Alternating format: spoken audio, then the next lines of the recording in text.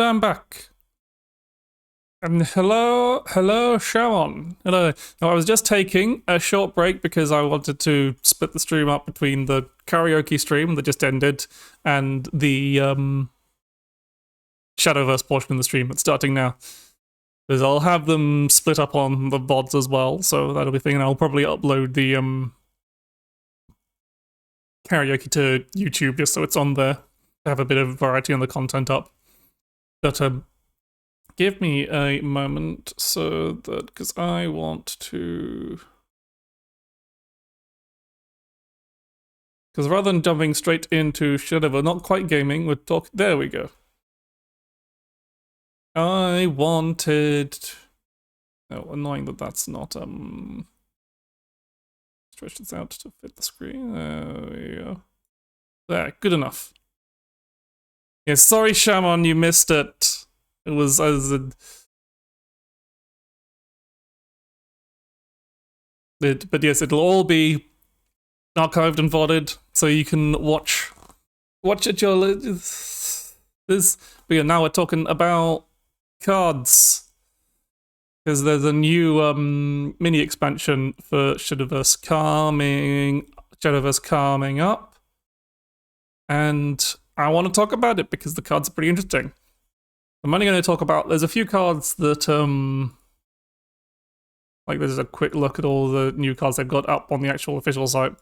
There is a few cards that have been revealed that aren't up on here yet, but I can't be bothered. I can't be bothered. There's a lot of effort to actually get those viewed up. That would potentially, I don't want to potentially accidentally dox myself. So, yeah, like that was my disappointment. We'll get to the great disappointment later, but I'm just going to go through them in order. Just because it's how my brain generally works. And yep, good, I'm not covering anything up. Excellent. So first up, we have the new Forestcraft Legendary card, Benevolent Elf, which is a 4-play.24. And at the end of your turn, banish all enemy followers with 2 defense or less. If your leader has at least 20 defense, banish all enemy followers with 6 defense or less instead. And then when you evolve it, it increases your max defense by 2 and heals you by 4. And has the same, still has the same end of turn effect. So this is just generally very obviously a control card. Because you want to be pretty high on HP to make sure it can actually clear like larger boards easily. But like even with just the banishing 2, it's pretty strong. Like the obvious basic combo that goes with it is, of course, you can play on 6. You can play Pierce Eye. Pierce Eye gives you an Evo point and recovers 4 of your play points. So then you can play this and evolve it. And so that heals you and deals 2 damage to the enemy board with Pierce Eye, which can knock them below that 2 or below that 6 defense threshold. So that's well, usually, especially if you're over 20, if you're over 20 defense, that's going to usually be a pretty strong board wipe, especially because it's a banished board wipe as well. So that's probably going to be a good trick for more control-y fairy variants, not like with the current meta.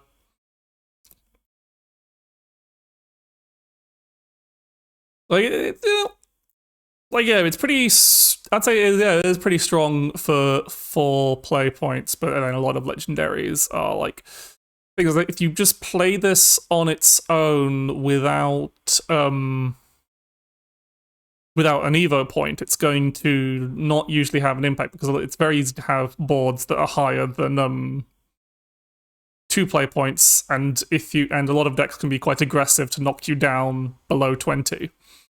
Like Forest doesn't have the early game healing it used to. It doesn't have Fairy Healer, so it's going to be pretty easy to knock Forest down to like just to 19 or something.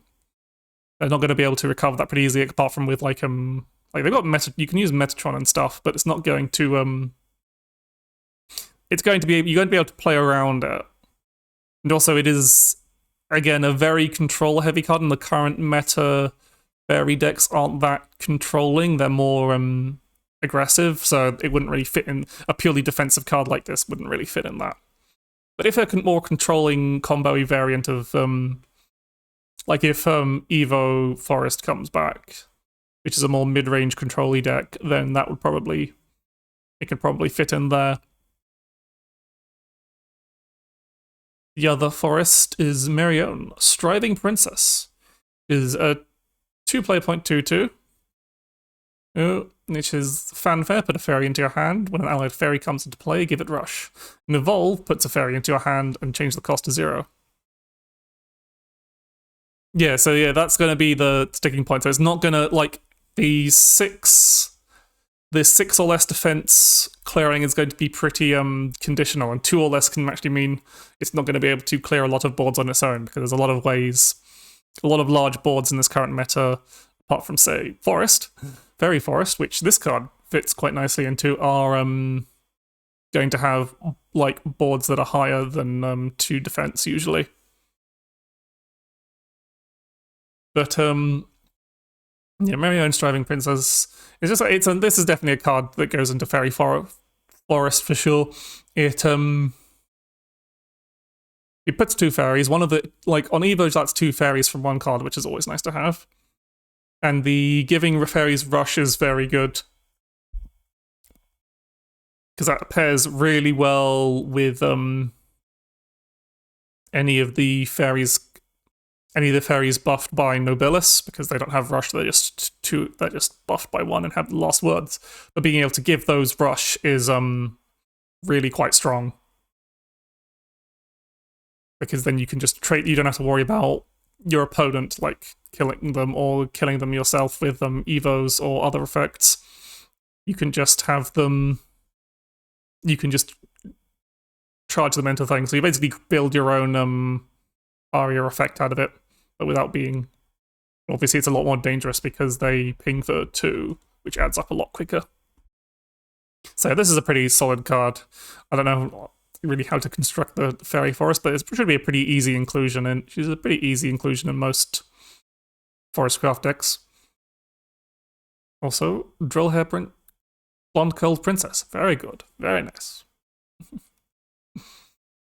Anyway, next we have the Swordcraft card. We have General Maximus, who is King Arthur again. It was a card. King Arthur was Arthur, I think it was, I don't think he had the king on him, but it was just Arthur. King Arthur was a very similar card to this, but it does go through. It's a 5-play 0.24 Swordcraft Commander, which is fanfare. Put a 3 play point, 2 play points, and 1 play point follower, Swordcraft follower from your deck into play, and give them +0/+1 and rush. King Arthur was a very similar card to this. It put another. It also, I think it put like 3. It was like put 3 or fill your board with Swordcraft followers that cost 2 play points or less. This guy is obviously he pills 3 specific ones and also gives them rush, which is quite nice. It's possibly quite strong. Like I could see him being played in Rally Sword. He's also really good in I think you'll probably see a lot of play in might see a play in Commander Royal Fortress Sword if that comes back, because you can have it so that these are always pulling this will always pull 3 commanders, because you can have the 3 play point being Luminous Mage, which is obviously very good to have out, because then you have her her free Evo effect, which is very good. So you can either Evo him or Evo her to pull out another, to possibly play a 5th commander in a single turn. 2 play points 2 play points will probably be a bit of a crapshoot. All the good 2 play point commanders are usually like fanfares, so he's not going to be that. Then you're not going to get anything particularly great out of them, but you are going to get it'll be a body. It's an extra commander body, and you have a lot of them, so it's fine to just pull one out and not get the fanfare, because that'll be like a Takatsumi or a Luminous Lancer. I can't remember what. Radiant Luminous Knight, that's the other 2 play point one, and there's the fanfare discard the tuck one. Resplendent Knight, that's the one. One that tucks a card into your deck, and if it's a commander, she gets a bit of stats, but it's so her and Takatsumi will basically just be 2/2s. And then a 1 play point follower is basically just the Admiral Cat, or whatever it is. As I said, you don't really need to have, like, General Maximus is probably not going to be in more aggressive sword decks. I don't see him, like, in the current... He doesn't really do much with Quickblader sword, because putting Quickblader into play like this, it's kind of pointless. You'd rather have him tutored in hand for the combo. This is like 5 play points to play your Quickblader out, which is a bit rubbish. So you won't see him in Quickblader sword. But you will probably see it, like, maybe see him in Rally Sword, but definitely see him in Commander Sword if Commander Sword becomes a thing, though. I don't know if he'll be good enough to make Commander Sword a thing, and, like, the Hero Sword won't really use him. And the Swordcraft Gold is Cat's Lady Thief. Very simple card, a 3 play point 3/3, or fine stats, Officer, and Fanfare. Put a random card with Enhance from your deck into your hand.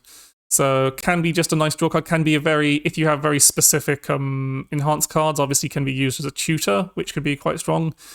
I'm trying to think of, I'll have to actually have a look through like specific enhancers to see what would be, what you would play her as a tutor for, but like that's a fairly versatile tutor card. Any deck that relies on a particular enhance card is going to like Cat's Lady Thief to make their deck more consistent. So no, Geomon doesn't have an enhance, but he's festive, so he's got plenty of tutors anyway. But yeah, there's definitely some enhanced cards that I'm just not thinking of that she'll be very good at pulling out. Swordcraft has a lot of enhanced cards. And we move on to Runecraft. And we get to be a bit salty, but otherwise fine. So the first card is a running theme with Runecraft legendaries in mini expansions so far is a 2 play point 2/2 Dirt Rune defensive support card. There's Astrological Sorcerer, who's a 2 play point 2/2. With Fanfare, summon a Magic Sediment, which is obviously a stacking Earthright, and put a Starseer's Telescope into your hand, which is this. It's a fairly old card that was in Standard, but now is just it's just token generation now, which is an Earth Sigil, which has, if Fanfare with another Earth Sigil amulet is in play, perform Earthright, draw a card, recover 1 play point. So you can cycle, the idea is you can cycle through Starseer's Telescopes pretty quickly, because they refund the play point and draw your card as long as you have a stack on the field. So obviously you could just play Astrological Sorcerer and then instantly play the Starseer's Telescope. If you have 3 play points, and then you'll still have 1 play point left over to possibly play another. Dirt Rune has a lot of 1 play point cards to play in there. And then the defensive portion of it comes from if at least 7 allied stacked cards have been consumed this match, give your leader the following effect until the end of your opponent's turn. Whenever an enemy follower attacks your leader, give it -2, -0. So yeah, just very similar to Riley. It's a very defensive card. Like good enough also just as the 2 play point 2/2 that effectively lets you go burn through, gives you 2 stacks that you can burn through 1 instantly with the Starseer's Telescope. So just a good way to get Earth Sigils going, get you going through that stacked cards consumed counter, and then later in the game gives you a very good defensive option, especially against wider boards. But yeah, similar to Riley, Riley Legendary, and like nice. Good for, it's a very pretty card. I love this, like the bright green, the bright colours on the card art is very, it reminds me a lot of the alt art for Acid Golem. But yeah, nice. But no, then, instead of giving us fucking Magical Bishop, they gave us this nonsense. This is Phantasmal Box. It's a 4 play point Runecraft Amulet. And you can fuse cards to it. You can fuse Runecraft Followers or Runecraft Amulets to it. Yeah, so a Quick Blade of Sword, she also helps deal against, which is again very strong.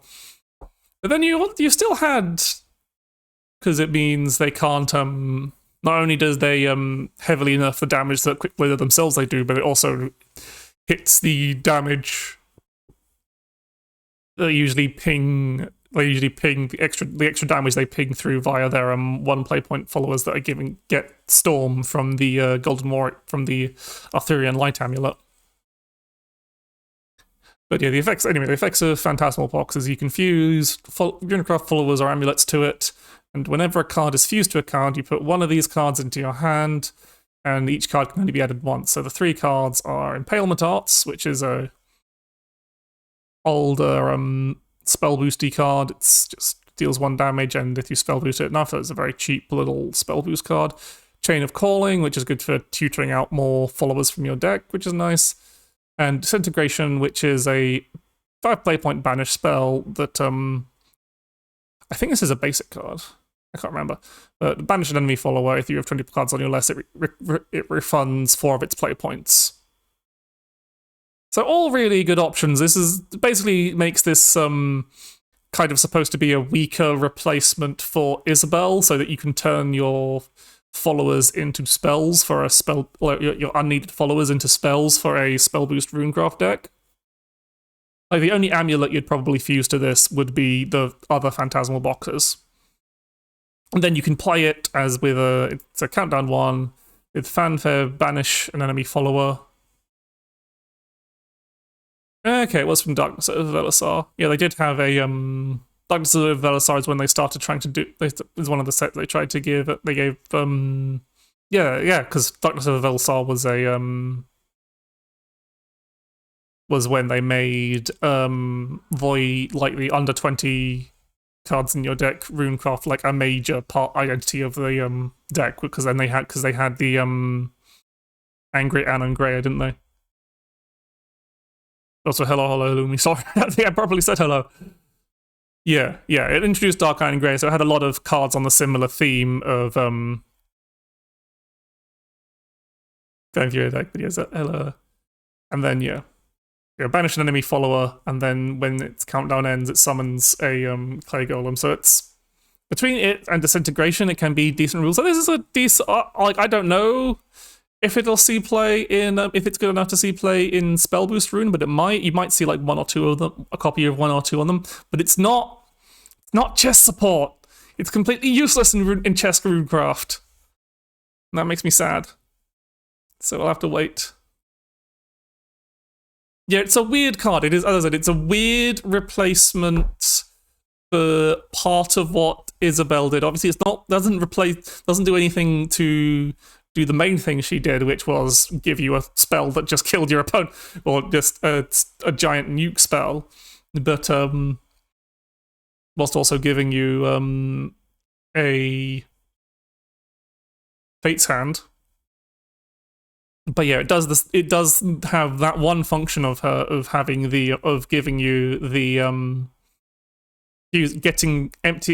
turning followers into your hand into spells, and technically cheap spells. Disintegration is not a cheap spell, but it is technically a cheap spell if you're fulfill the condition.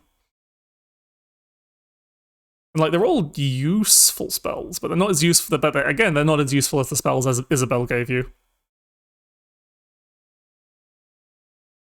And like the fanfare, you basically actual playing it, you only really do if you're like, okay, I'm done with this box and I don't have any more boxes to fuse to it.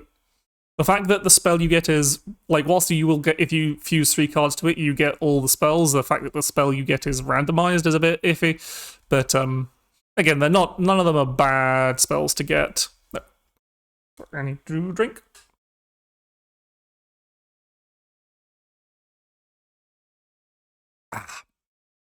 But yeah, weird card, but not fucking chess.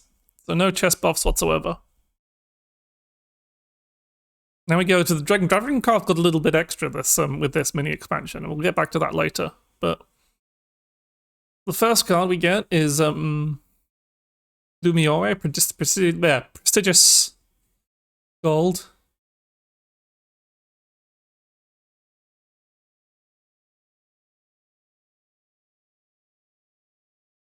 Yeah, maybe if it drew a card, is that I think the actual like on play effect of the card is supposed to be pretty weak. It's still like a hard removal for 4, which is alright, but I think it's not supposed to be like, oh, you've got to. This is a good card to play. It's put it in your deck for the fusion effect, and I mean, technically, does at least draw you 1 card, which technically Isabel's fusions also did, because one of the cards that she gave you was Insight, and one of the cards this gives you is Chain of Calling, which is actually kind of handy because that gets you pull specifically a follower from your deck. So then you could say pull something and then fuse that something to a box next turn, or this turn if you hadn't fused the box this turn. So yeah. Yeah, it's definitely not supposed to be a good card to play. It's you play it when you don't have any other options this turn, which, to be fair, Spell Boost Rune sometimes is like, I don't really have anything to play this turn, but there's a big threat, so maybe I can just banish it.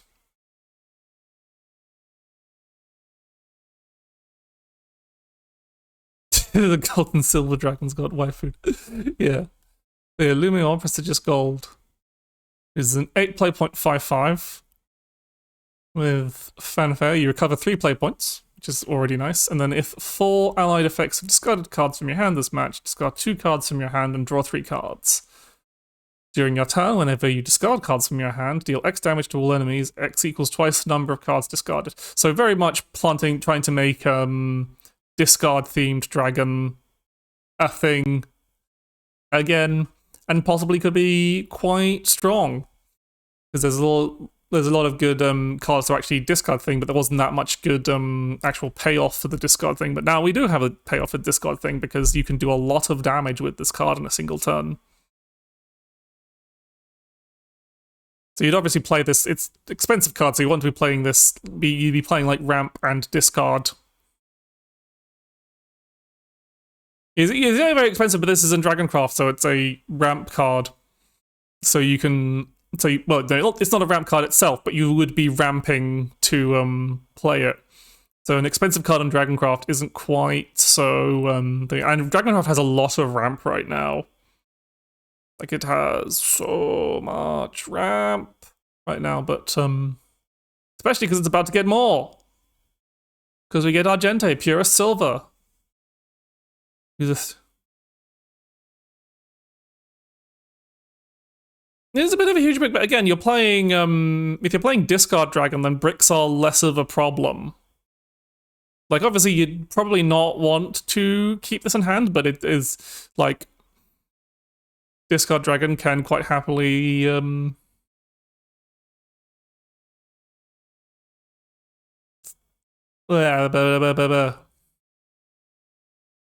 cycle through their deck and discard things. So that's one of the whole advantages of Discard Dragon is you don't bricks are less of a problem because you can discard them for cards. Like, say, with Argente Purest Silver.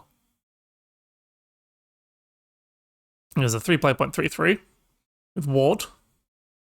And Fanfare, discard 2 cards from your hand, gain an empty play point orb. That's so Dragoncraft's getting even more ramp, though this one it comes with a bit of a heavy cost if you aren't playing.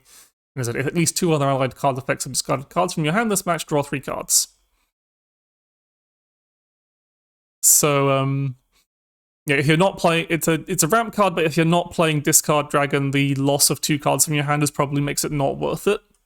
But like, getting that draw effect triggered is probably fairly easy by turn 3 or 4. Like, there's a lot of 1 and 2 play point discard effects. In Dragon, you've got like Aragite Worm and the like. So getting your cards back from this is pretty easy, and obviously that's like this card and the 2 cards of discard it basically fully refreshes. Yeah. So there might be more discard coming up soon, but yeah. We'll see. We'll see if this is enough to make discard good, but it's definitely like I think when discard is good, this is a Luminore and Argente will be a powerful card. Armed is technically being left behind, but also technically not. Armed technically got a little. We'll get back to that because I don't think that's it's not in this bit. But Armed is getting something. It's getting something weird, but we'll get back to that later. So Death Scythe Hound. It's a pretty simple card for Shadowcraft, really. It's a 4 with fanfare, deal 2 damage to all other followers. So that's all other followers. It does include allied followers, which can be used to your advantage. Did it? Was it more powerful? With as Necromancy 8, deal 2 damage to the enemy leader and evolve this follower. And then, importantly, it's when this follower evolves, which is different from evolve because that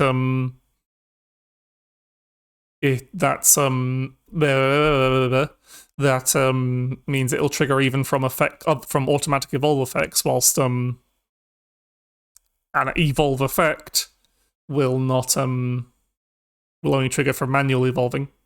When this follower evolves, deal 4 damage to all other followers, and then 2 damage to the enemy leader. So just a decent, nice board-clearing card that does a bit of face damage. Just it's just solid mid-range aggressive Shadowcraft card. Probably won't see. I don't know if they'll see too much play in it depends what kind of Shadowcraft decks are popular. Because Shadowcraft's so weird, you just kind of throw... Shadowcraft's current state right now is so weird, you just kind of throw a bit of everything in there and it kind of works. So maybe you'll see it in the more last wordsy leaning variants of the decks. Maybe you'll just see it in more evolve. But I think you'll see them in a lot of decks, just as a generally useful card. As I remember, it does all other followers, so that does hit allied followers except himself. Yeah, they're losing Cern and Raider, so that'll hurt them a lot.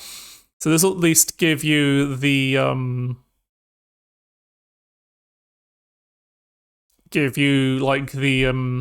board clear power of Raider with a bit of face damage without it going absolutely bonkers. But they might replace that the face damage part, and otherwise, or they might just say, yeah, that was enough of that.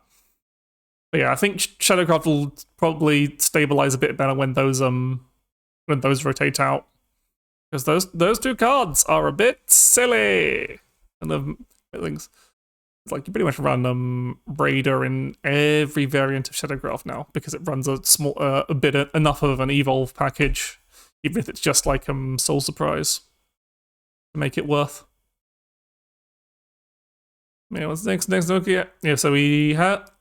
I think the Shadowcraft Gold has been revealed, but it hasn't been added to the site, so I won't talk about it properly here.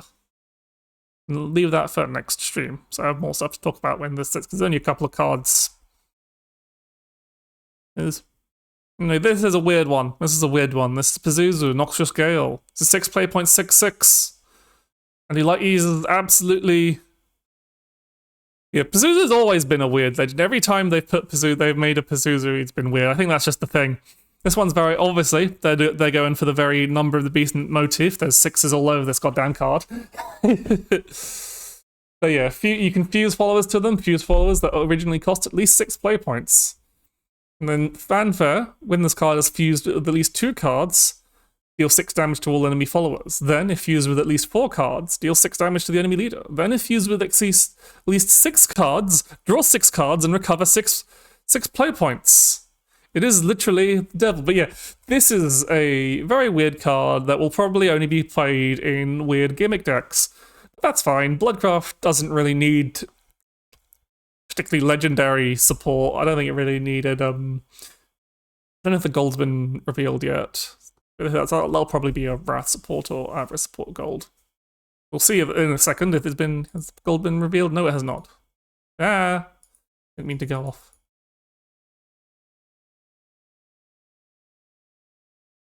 Yeah, they'll lose Dark Contract next. The thing is, when they lose Dark Contract, they'll get a they'll obviously get a new slew of cards, so they might like replace it with another similar effect. But yeah, this isn't a card for any current deck. This is a card for some nonsense deck that probably won't be particularly long. Could be you could have a very funny situation where you get Pazuzu to 6 fusions. Like the meme thing will be you get Pazuzu to 6 fusions. Oh no, you can't do it more than once because at least one of those cards is a. You get Pazuzu to 6 fusions with at least oh yeah, it's definitely a high level value card where you Pazuzu into Pazuzu into Pazuzu. But that's not going to happen a lot of times because to make that work, your deck is going to have to be so goddamn top heavy, and you're not playing Dragoncraft, so you can't really survive being top heavy. But they've got a few like accelerate cards that are usually meant for Wrath, but could be put in a deck like this anyway. But you'll be able to squeak in some funny wins with this, but you're not going to get anything spectacular. And also, like, all that effort and you only deal 6 damage to the enemy leader, and he doesn't even gain Storm, so it's not really worth it to burn so many cards. You're burning so many cards to get it. But yeah, very much a gimmick card, but a funny gimmick that someone's going to make a funny YouTube highlight video about. Anyway, next we're going on to is that the Bloodcrow goal I think has been revealed, but I don't think is not up on the official site. So I'll save that for when we probably talk about the cards next week when the set is out. When the set will have been out for a bit. But look, it's famous character from Fate Apotheker. I mean, French history. It's Astolfo, the Lunar Paladin. Is clearly in the side games is attempt to make it the search engine less of a monolithic description of pink-haired femboys, but still looking very yeah, exactly, Peach. Still looking very pretty. But yeah, so 8-player 0.58, very expensive, very high-end. They've got Crystallize 2, Countdown 1, Fanfare, deal 3 damage to an enemy follower with last words, draw a card. And that's probably what you'll be playing this card mainly for. Is you'll want to play him as for the Crystallize. And in this case, the high cost of his actual body is quite useful because that means you won't be... You'll be able to like crystallize him like as the first thing you do in a turn pretty often, and it's a decent effect. It's 2 play points, deal 3 to an enemy follower, which is always a fine effect, and it also cycles. And then yeah, even just in case, it's a fairly strong. Yeah, it helps a lot against aggressive boards because otherwise you'd be usually against aggressive boards you're fairly reliant on Holy Lightning Bird and having both Holy Lightning Bird and Skullfane, and this is one that doesn't actually need you to have Skullfane in hand. Though still quite useful, so it's good way to get your early crystallizers up whilst dealing with early boards, which is one of the deck's big weaknesses. And even I know there's like a cherry on the cap. He's got Russian Bane and Fanfare. Summon 2 Holy Cavaliers, give them Storm and evolve them. Holy Cavalier, obviously being an old recurring token card, it's a 1/2 with Ward, which is obviously still quite nice when you've got the Crystal Sanctuary or what I can never remember the name of that of the amulet, but the one that obviously buffs Storm and Ward followers when they attack. And obviously by the time you played him, you'll definitely have by the time you hit 8 play points, you'll definitely have had 5. So if you are sitting at the end of the game, he can provide, and you draw this, it can be a nice finisher. But you're mainly playing this card for the acceleration. The finisher is a just in case finisher. Yeah, the crystallize effect. The next card is Boundless Blessing. It's a 2 play point spell, which draws us a card, so it cycles, which is fine. Give 2 allied Havencroft followers the following effect to their turn. This follower deals damage equal to its defense. So it's like a temporary... Yeah, balanced, I think not. It's a temporary, fuck, I've forgotten the name of the amulet again. But the card that makes them deal damage equal to their defense. Summit Temple, that's the one. Thank you, Lumi. But yeah, so it's a temporary Summit Temple effect on 2 followers, which in the context of Crystallize Haven is very powerful because obviously the you're buffing your Storm Ward followers are getting buffed by +1/+3. It works when they're getting attacked, but you can't play it during your opponent's turn, so they don't actually. So because this is Shadowverse, and it'll only last till the end of this turn, so there's no way for that kind of half of the effect to come in. So it's purely offensive, yeah. But yeah, so that makes your followers that are buffed, like not your followers that are buffed by your amulet effect. I must remember the name of this bloody amulet. Where are you? Bejeweled Shrine. Okay, must remember. Bejeweled Shrine, Bejeweled Shrine, Bejeweled Shrine. Yeah, it makes Bejeweled Shrine a lot scary. It makes Imperial Saint scary as well. Because that can actually attack face when it's still a 0/8. So it'll definitely go in. I think it'd probably go in Crystallize Haven because again it makes the Bejeweled Shrine effect a lot more scary because then playable in Crystallize and playable in Evo. Because like the Summit Temple and effects like this are generally quite powerful because Haven does have a lot of back heavy characters.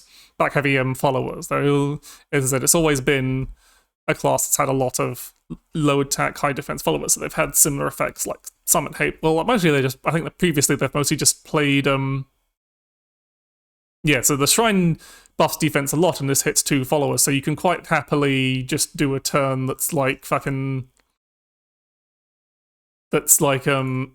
Master and Wingy, and you play Diamond Master and Wingy and Balanced Blessing. And that is... So that's 10 damage? No, not 10 damage. Like 9-ish damage just from that without Evos even, and you're clearing the opponent's board. But obviously you could go much further if you already have existing boards, if you've had like a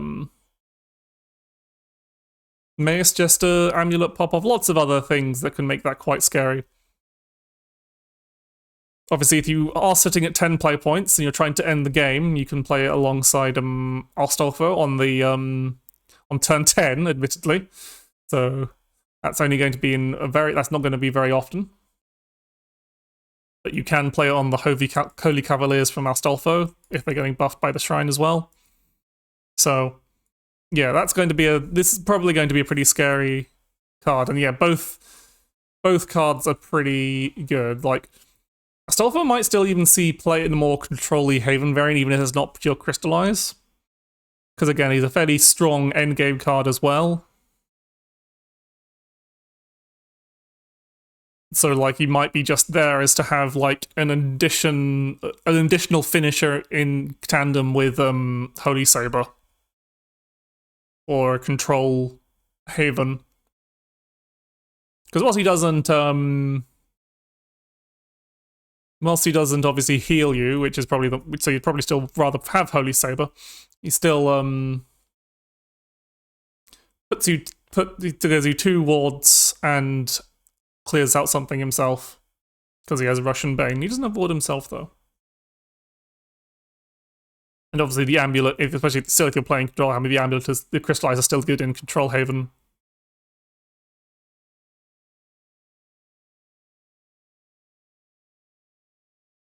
Yeah. As a Heal Haven has loads and loads of healing. And the next card is a really weird card. The Portal Legendary has been revealed, but it's an interesting card, but as it's not been revealed in here, so I won't bother talking about it. But this is Animal Puppeteer, which is a 3-play.22 with fanfare. Summon a Bearminator and give it -5/-5.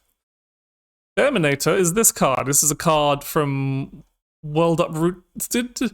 And yeah, this is very weird. This is obviously meant to be like a weird combo piece to make... They've been trying to make Machina Portal come back. And I guess this is one way of doing it. So Bearminator is usually a 6-play.66 with a rush. Whenever a allied Machina or a natural follower attacks, recover 1 play point at the end of your turn. If you have at least 1 play point, deal 5 damage to a random enemy follower. Then if you have at least 3 play points, deal 3 damage to all enemies.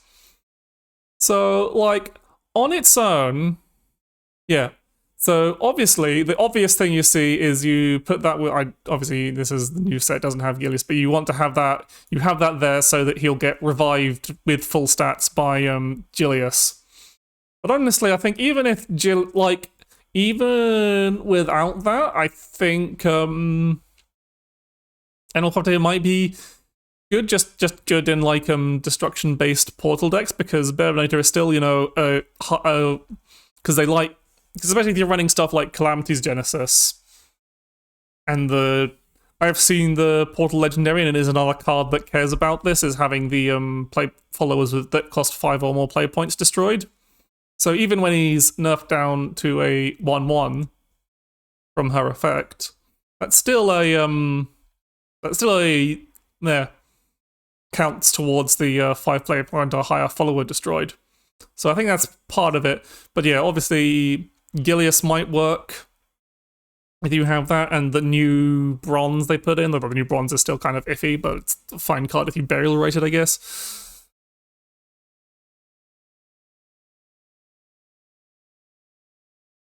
So obviously a can be kind of spicy with Gilius there, but also maybe not. We'll see. I think Gilius Portal will probably pop up and be a deck people play, but I don't think it'll be a particularly spicy deck. But I think, yeah, the Portal Legendary was announced and revealed, though it's still, the translation on it's still a bit iffy. I'll just have...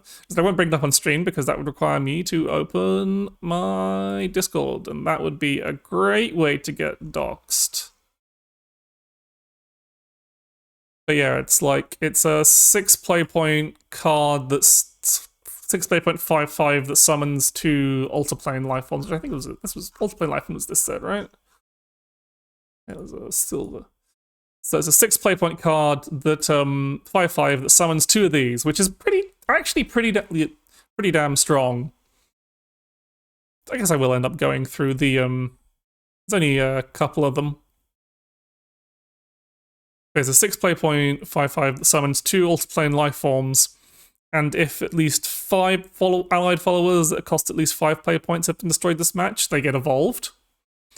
They have Rush originally, and they already have Banner Strike and Enemy Forge, so the evolve is just for the stats, really. And then if 10 allied followers that cost at least 5 play points have been destroyed, this follower, the legendary, gains +5/+5 in Storm. So that makes it quite scary. So already, like 6 play points for for a 5/5 and 2 of these is already pretty damn good. And then if you're running and then if you get the conditions fulfilled, it just gets even better and even more scary. And of course, because it's summoning 3 bloody followers that count for the 5 play points or higher count. Yeah, it gives Calamity something that actually kills you before Calamity's end. So Calamity Portal might be a thing, which I don't like because I don't like Calamity's end. I don't like Calamity's Genesis. I don't like that card. It gives me bad vibes. Maybe I just don't like the like anime villain associated with it because he looks like a twat. But yeah, kind of briefly, I can't show the...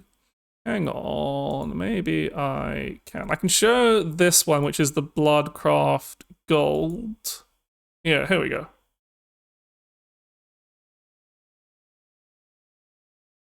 So yeah, the Bloodcraft Gold is a 4 play point 3/3 fanfare. Summon Liberté, a werewolf pup. And enhance 7, summon a savage wolf. And then if Wrath is active for you, evolve all unevolved allied followers. So that includes herself and includes Liberte and Savage Wolf. That would make sense. But yeah, what the fuck does...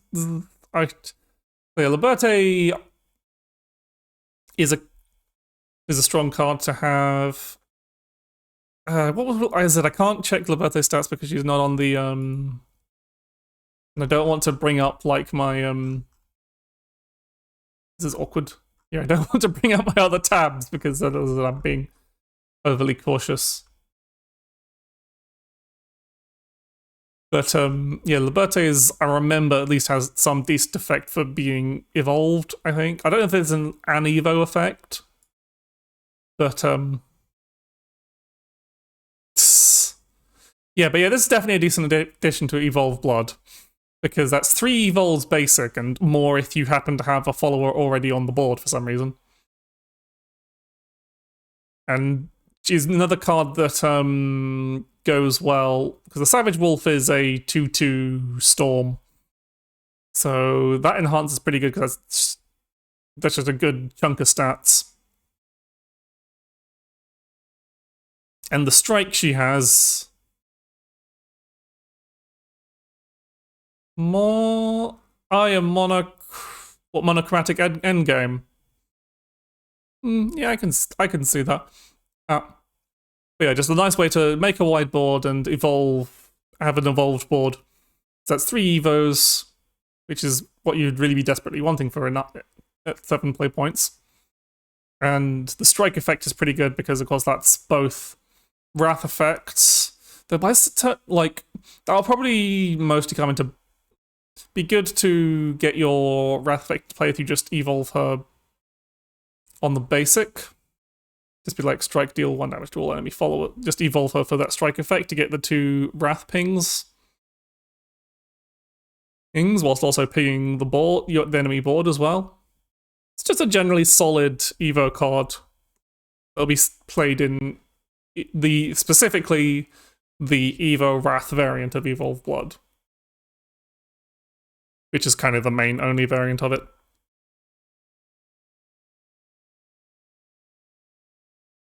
Okay, so the only other card that's been revealed doesn't have a page up, but it's the Shadowcraft Gold.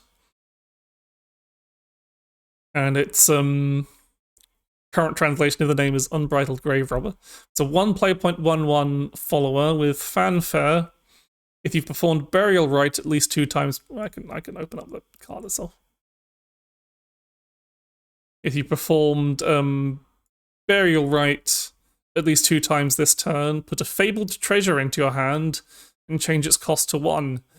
Fabled Treasure is a old Bloodcraft amulet that's been recurringly... I think it's purely a token spell. Token amulet that... is an amulet that that destroys itself whenever an allied follower is destroyed, and has last words, draw 2 cards, gain 2, heal 2, I think it is.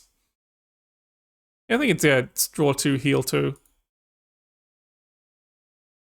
Correct me if I'm wrong, as I can check when we're actually in game. Maybe I should just have the game up in the background for the soundtrack.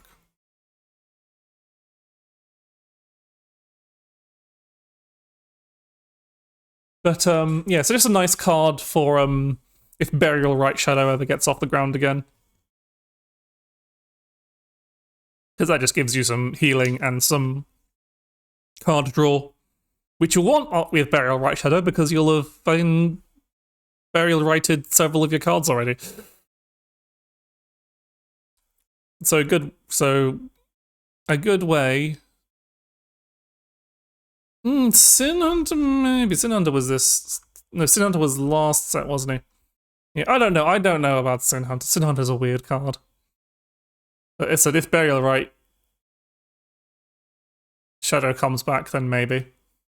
I'll have to remind myself what it is. Anyway, we haven't looked at the neutral legendaries. So we've got Olivia and Sylvia, Goth from Wardens. This is a spicy one. This is a spicy neutral card. So it's a 5 play point 4/4. with Ward and Fanfare, recover all of your Evo points. So now everyone gets really good Evo point recovery.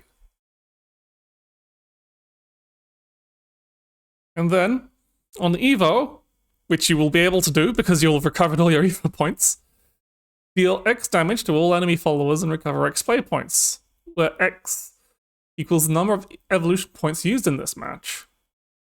Yeah, any deck that's been like, I really need more Evo points, can just throw this card in there. Now everyone's got Evo point recovery. It's not exclusively like Sword and like the main Evo point recovery so far is like Sword, Runecraft, like Spellbinder's Runecraft has a little, but you don't usually play her for the Evo recovery because you usually use up the Evo point to banish something.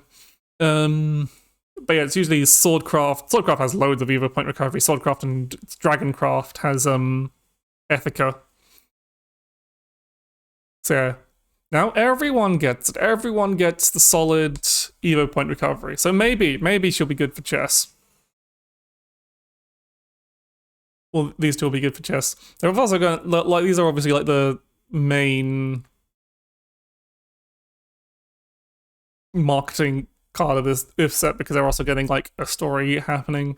I hope it's gay as hell. It's what we like to see. We do like to see girls together. But anyway, yeah. So just a general solid card. Again, playing it right on 5 means you're not going to get that full effect, so you probably want to save it a little later.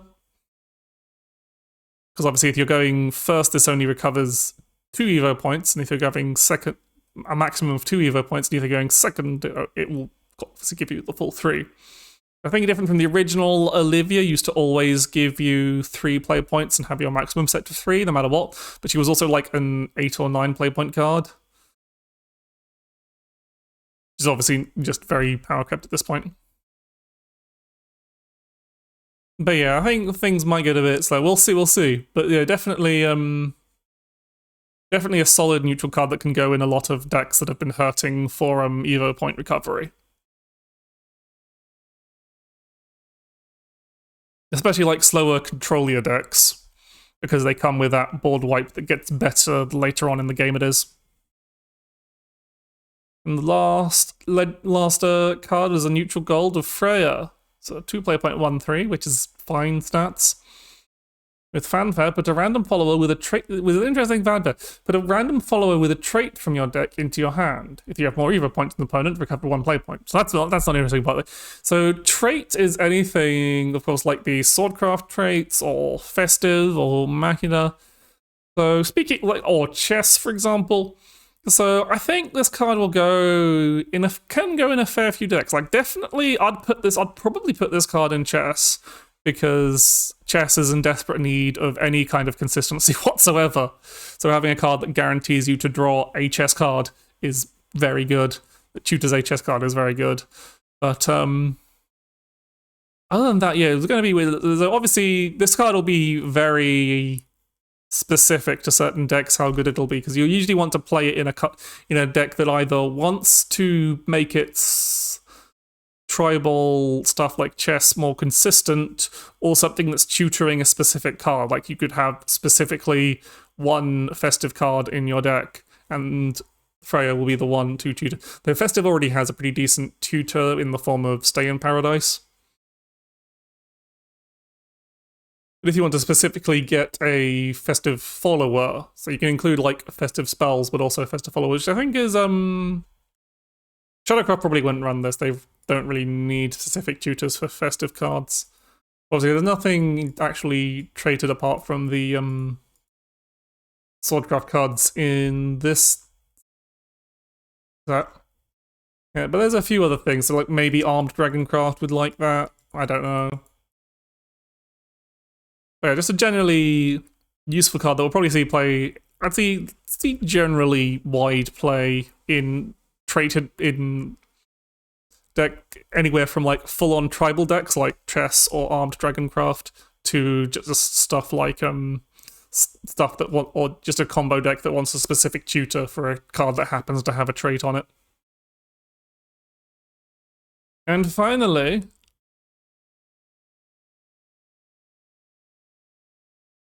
okay, no, they don't have the, okay, so the last thing is a, yeah, they haven't updated Leviathan Dragon, so they've put it up on their page. Let's see, can I find a simple image for it? Yes, Leviathan Dragon defense form. So this is the other weird thing the Armed Dragon got, is Leviathan Dragon defense form. So this is when you fulfill the conditions for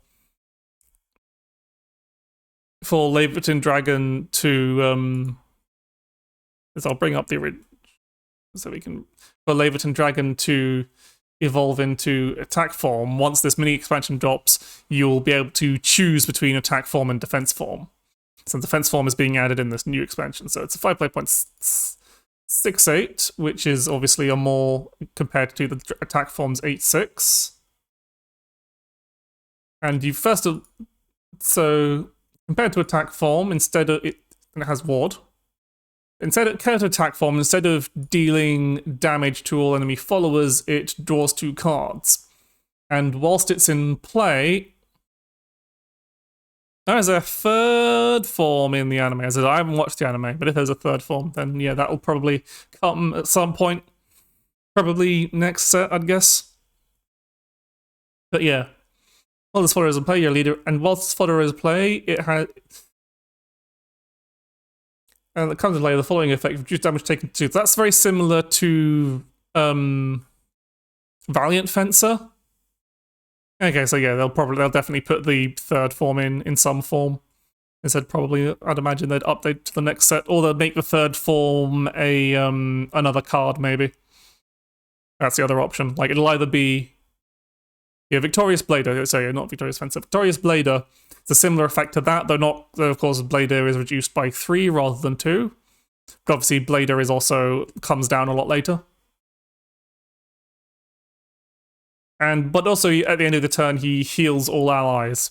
So yeah, for Armed Dragon, this is obviously, by the name, it's a very much more defensive option. It helps you, or makes your board very sticky, very hard, very more annoying to kill, and also heals you up. Is this what Armed Dragon needs? I don't know.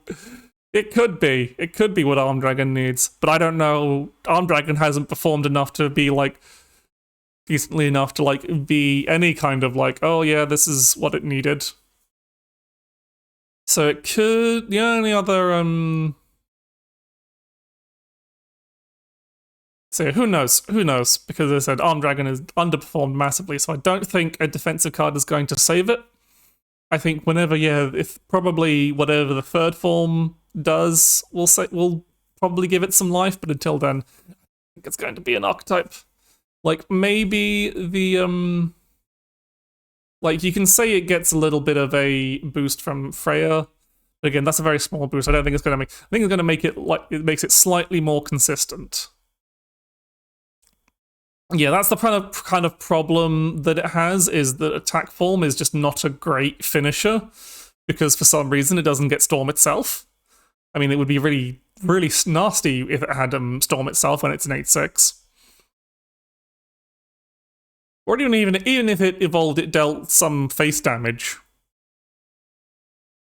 Very good, but like, that is the big problem, is your only real payoff for your armed stuff is for burst damages, attack form, and then buff, and then hopefully having specifically Hammer Dragon Newts in hand. Like, that's a specific, that's the major, like, because they've only got this one card that gains Storm, because Lance Lizard is a bit too high cost and does not have Storm. So you'd only really be looking at Hammer Dragon Newt and a Forte on the board.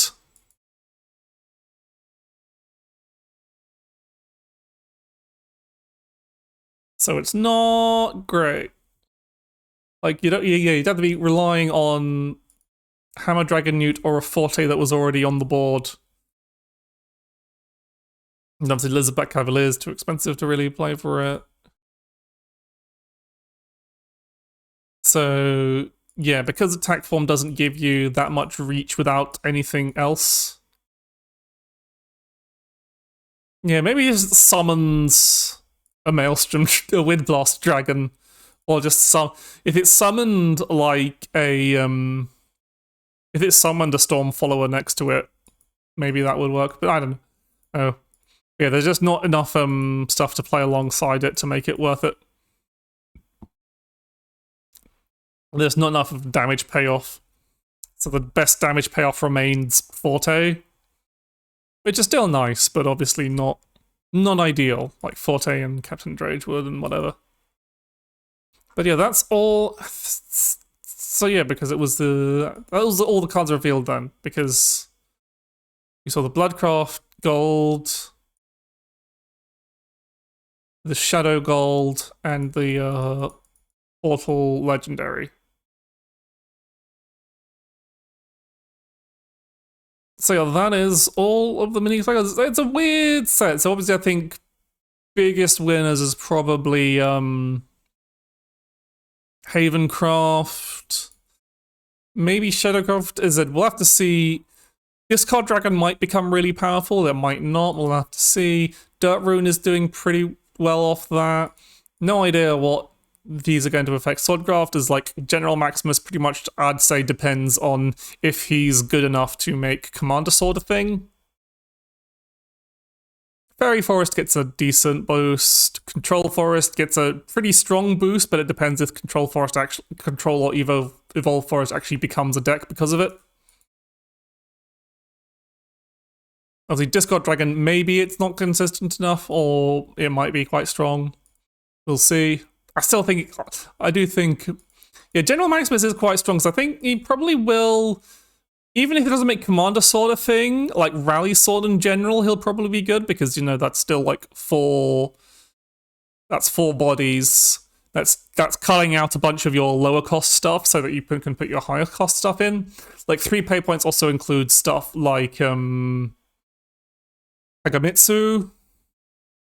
and the like, who's got that decent last words effect on him. Especially if you're giving him Rush. So, yeah, General Max is probably going to do... I think he's going to be pretty, you know, definitely pretty... Yeah, he's not a commander, but General Maximus doesn't specifically pull commanders. He pulls any Swordcraft followers. So if you're running Kagamitsu, you're not running him in Commander Sword, you're running him in a Rally Sword deck. I'm just saying General Maximus isn't exclusively a Commander Sword deck card. He can be in Rally Sword as well.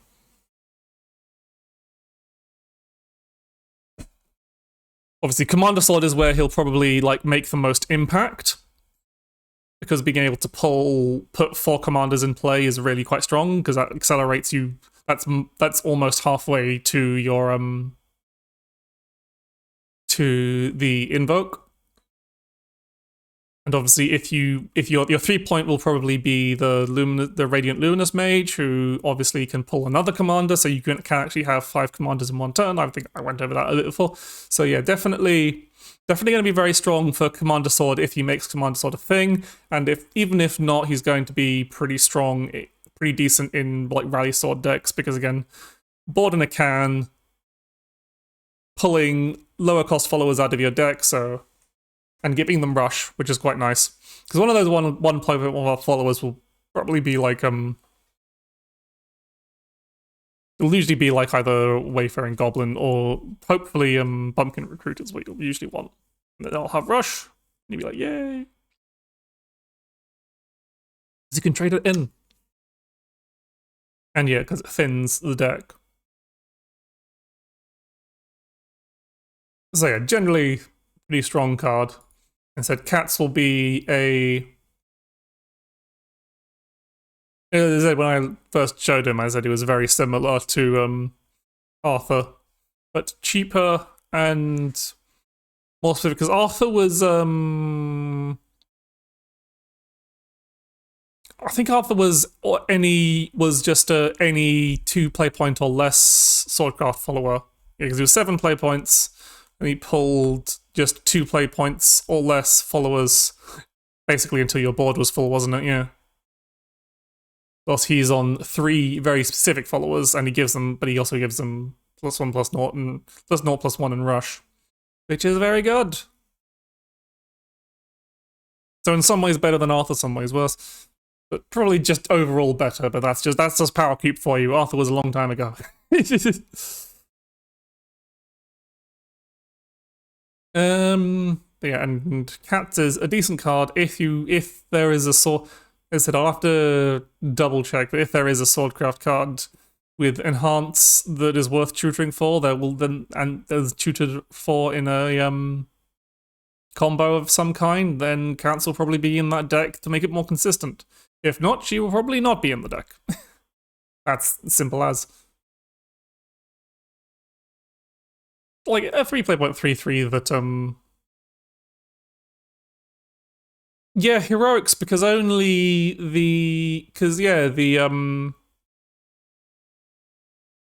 that's what I was thinking. Valiant Fencer has an enhance, yeah. So if you have Valiant Fencer as your only enhance follower, which is that none of the other heroes have enhance, I'm pretty damn sure. Yeah, none of the others have enhance, so she can be used in hero to... Yeah, but the 5 costs...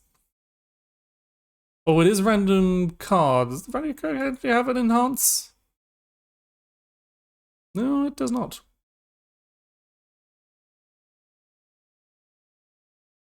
It is random cards, so it's not followers only. But yeah. So that's where she'll probably see players in a hero-focused deck to tutor Valiant Fencer.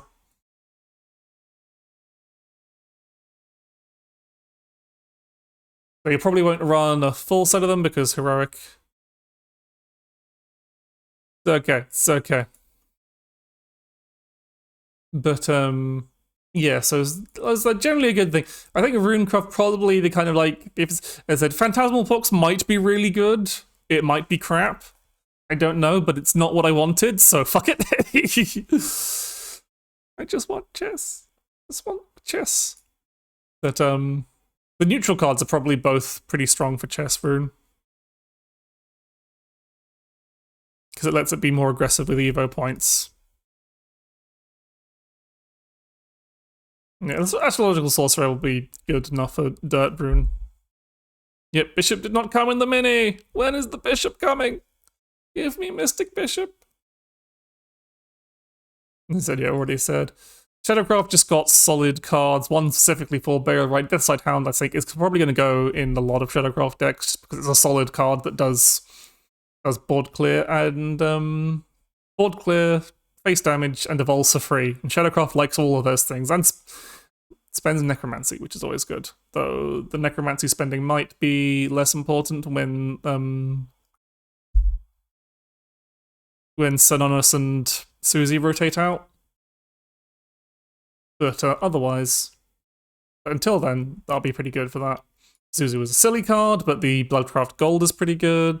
Stolfo is a powerful card for Crystal for Stolfo and Balanced Blessing are both very powerful cards. Animal Puppeteer, the 2 portal cards are very weird, but pull in a similar direction, and Animal Puppeteer can be used in a few decks. Yeah, Raider. Yeah, but Raider also benefits from the free evolve, of course. Yeah, sure. And then yeah, the Olivia and Sylvia. So every deck can have a little, actually a lot of bit of Evo point recovery as a treat.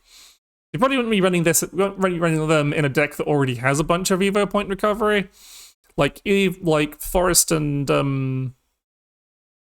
Swordcraft probably wouldn't run them, but a lot of other decks that want to have more Evo points would. So like Runecraft and pretty much lots of forms of Runecraft. Maybe not spell boost. Wrath might use it as one, yeah, because whilst Wrath has a bunch of free Evos, it still kind of sits as like, oh, I need to use up my Evo points aggressively, but now I don't have the Evo point for this late game thing. So I can see it definitely being in Wrath Evo Blood as well, yeah.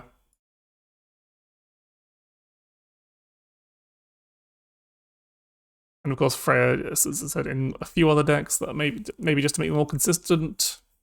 If you have a traded follower that's important for a combo, might be used in that. So yeah, that is all the additional cards. We'd probably get to actually playing Shadowverse now, shouldn't we?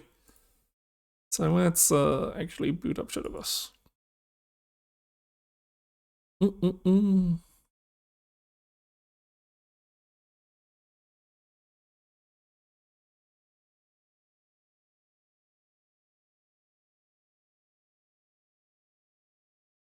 Shadowverse, are you starting, please? Yeah. I'll probably only play a few games because it's getting quite late and as I'm tired from the karaoke. OTK blood. What does OTK blood do? I didn't know about blood having an OTK. Because mono is still is mono still in rotation? Yeah, it is. Renaissance Chronicles is still in rotation, right? Shadowverse wasn't starting. But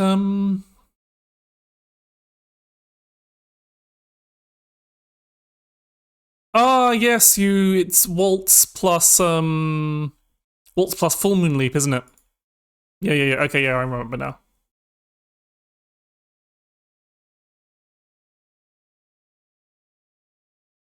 Which is it is very scary.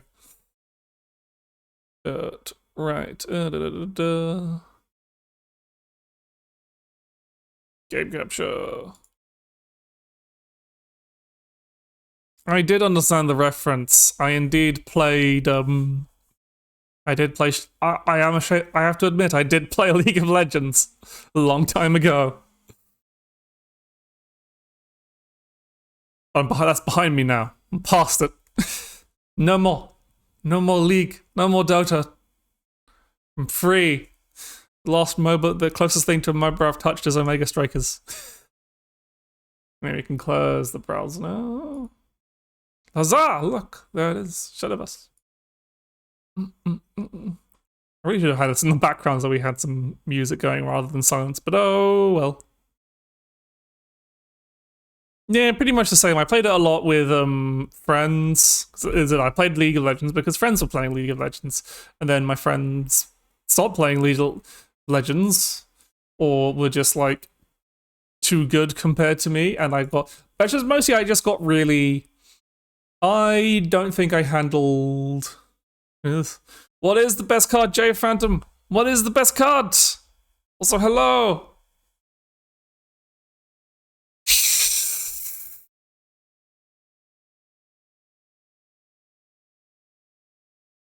Knew it was coming. Hello. Hey, Van, how you doing? Yeah, we just finished going through the mini expansion reveals. You like my deflation noise. Why is Caden 666 now? Is this something that happened on Caden or your stream or something that I'm not aware of?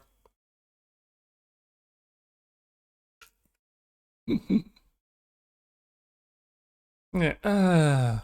What I actually want to do today? Because I am an impulsive fucking spender, and also I haven't been playing much recently. I forgot to do the unlimited. Yeah, he is 666. Sorry, Caden, you've been leaked. But yeah, no, I'm terrible at saving gold. I like buying packs too much, and I also haven't been doing the unlimited cup. I've been really busy this week, so I have not had much time for playing Shadowverse. I've been very stressful, and any free time recently in the past couple of days at least I've been playing Pokemon. So yeah, I have not had the time to do the unlimited, even though I have had yeah, I have not been doing my dailies in GP in a while, and I'm just not very much of a saving person. No, I think I probably could have done well in this GP, because the unlimited GPs are usually easier, because less people play them. And this Summit Temple deck seemed to be doing pretty well last time I played it. But yeah, I missed the GP entirely, because I was really, really busy this week. But thankfully, I am significantly less busy next week. And slightly busy the week after, but not as busy as last week. But, yeah, why don't I just play? I'll play as just a quick game too. I'm gonna just play a quick play the game.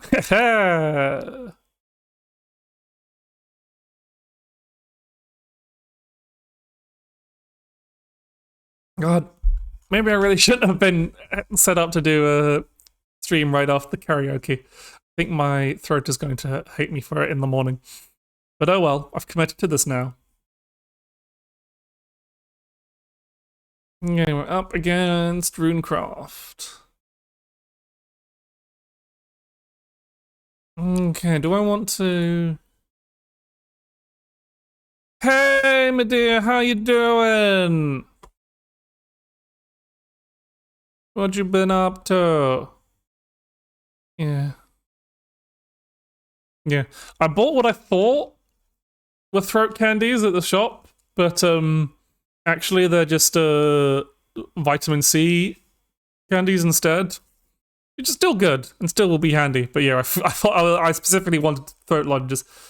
So I'm just thinking. I don't think I'm going to keep this Metatron. I'm just going to keep the Victorious Blader. Yes, it is my usual. I'm always streaming the card game on Sunday mid-air, unless you were hoping. Well, Brave Vanguard's come back again. It's Runecraft. I'm probably going to need it on board. Ah, Hexen. Another classic. Yeah. I understand a lot of people are sleepy on Sundays, but I...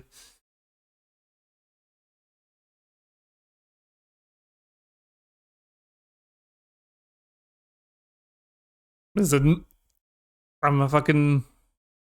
neat. I don't fucking care what day of the week it is. So we're definitely playing against Spell Boost Rune here. Do I want to risk the Opulent Strategist maneuver? Really tempting. I could have just played Forged Weaponry, but I'm gonna risk it. Just depends which of these. Yeah, I'll play the Opulent Strategist to make them respond to it.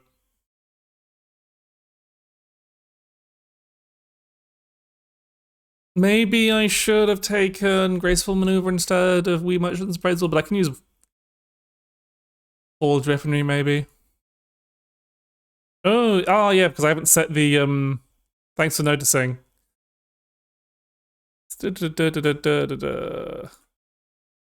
Because I do not have. So I changed some of my I have like specific things. Oh, so they had Uranus. Damn, there goes that. But we do get.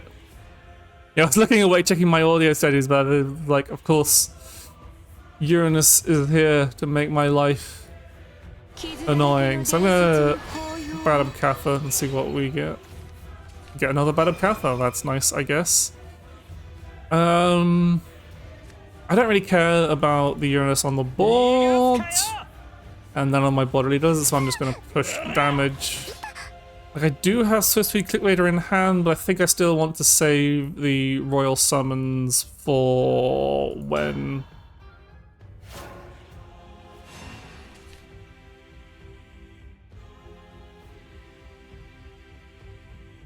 Yeah, it's definitely confirmed to be Spell Boost.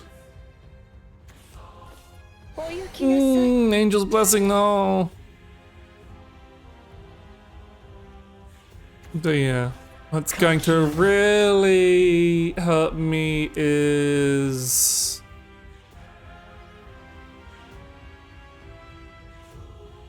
probably... Okay, Enchanting Spell's not too bad. That's fine. Yeah, Baha makes sense in spell boost, I think. So I think what I'm going to do is evolve the Heavy Knight so that we Merchant's Appraisal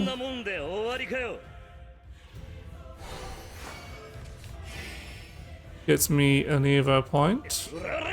Yeah, I think I'm just going to be really aggressive, force them to respond, and then we play... maybe I should have played the Guild... I'm going to save the Gilded Necklace though, because we want to save the buff. So, yeah, I don't actually want to play any of these.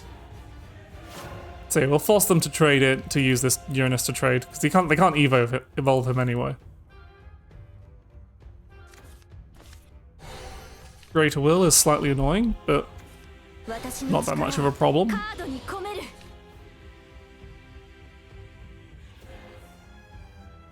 It's probably good we didn't commit the Gilded Necklace to it.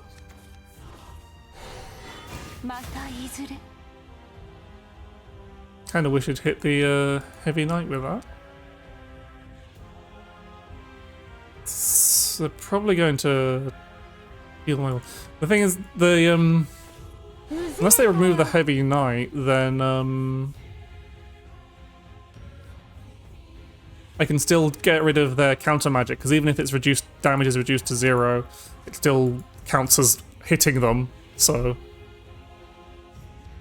unless they're removing the Heavy Knight as well through I guess they can free trade into it because it won't deal damage. But like as long as either of these are still alive. Like Angel's Praise is pretty good. I would like some... So we may as well hit that because he's not doing any damage anyway, and that takes off their shield. Guess I got to use this Badabkatha then, just because I need the card to draw.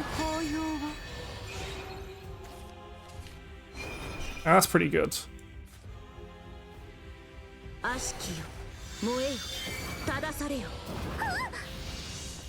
So I'm trying to just get to... We really need some more followers, because I really want to get to the... Yes. So yeah, I might as well evoke it. I'm not going to get the ramp with it, but... It's probably best to deal with this Mari now, rather than wait. And then just to get the card out of my hand, I'm going to heal that up so it's harder to deal with. So I kind of...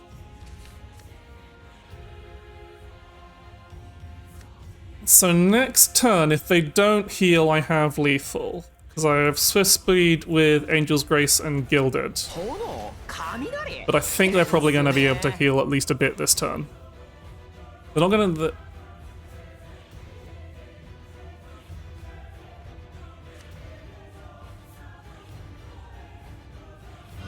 Because yeah, Swift Speed with...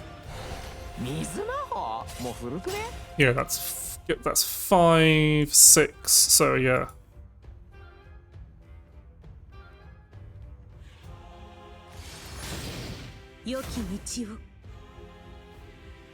They don't have Uranus active.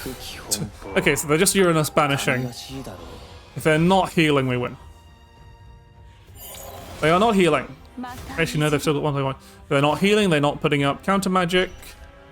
Let me just double check my maths. So that's 2 to 5 is 10, up to 6 is 12.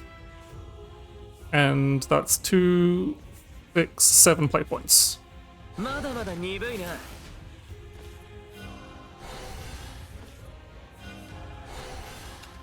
Eee! Quick maths!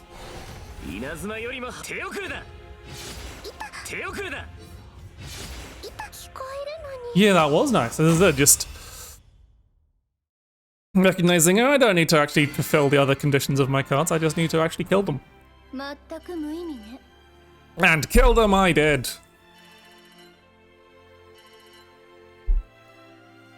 So I was right to take the Wii Merchant's Appraisal. Usually the best option. Right, What does my puppet deck look like again? Honestly, I can't remember. I am very smart. It's in the tags. Thank you. I am going to play Puppet because we did karaoke today and it's got Lashana in it, so we can say it's tangentially related to singing. But I think...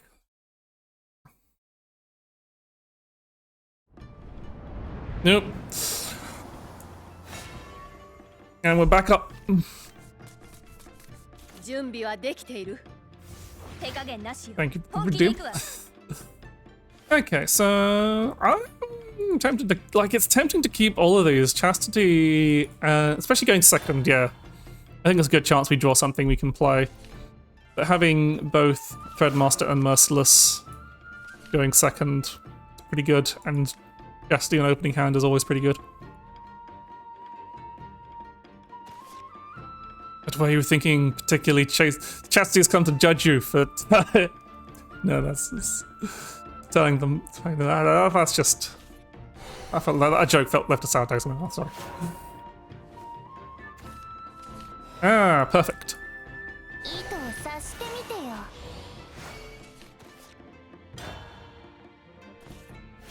I'm probably not going to be playing anything on turn 2 at this rate, unless they play something.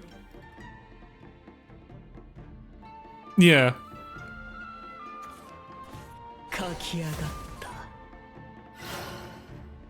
Yeah, spell boost is definitely in the game, so nothing I can do this turn that's really worth using. Which is not great, but I get Merciless Void next turn. I'd like to save it for the turn after, but I don't think that's going to be worth it. I think it's going to be better to Lashana on 4 more than anything. Yeah. That's a perfectly fine banish on that. 8 play point wielder.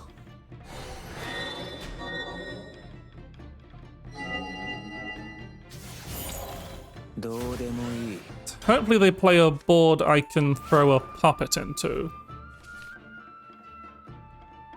Just play anything that I can charge a puppet into, please. Because otherwise I'm going to feel a bit... Okay, oh, the chess! It's chess!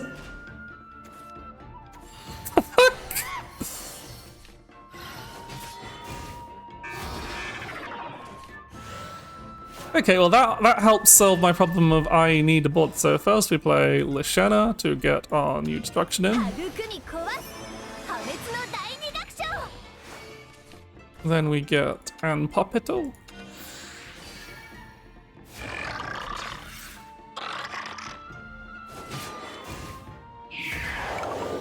And then we evolve. Hopefully we get a Mystic Artifact off the one reanimate, please. Close. Oh no, we got it off on the 2s. Anyway. That's pretty good.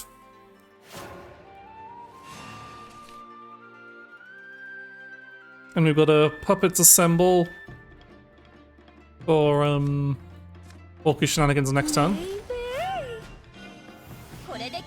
So chess does pretty well against our artifacts, obviously, because they're 1/1 rushes. Played quite cleanly with our stuff. But also gives us a bunch of boards to... So they're having a pretty good start, but... They're not going to be able to deal with Lashana, I don't think, unless they go for a very awkward trade. Yeah, I don't think they can... Yeah. Once I get Orcus down, it's going to be pretty hard for them to manage. Because then I can start board locking them. Okay, so they're taking out Lashana by trading their entire board, which is odd. Oh no, because I had Magical Knight, that's less odd.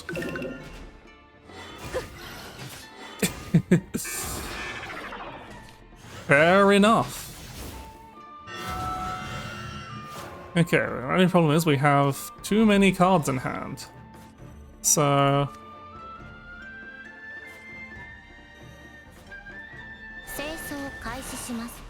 Might as well hold on to the puppet assemble. Yeah. I want forged weaponry or enhanced puppet. I'm gonna go enhanced puppet just because otherwise I'm going to have too many goddamn cards in my hand. So fuse it. Like, I know I'm not really making good use out of this sweeper puppet anyway, but and then we just play the new destruction, I think. Start getting that to chip down.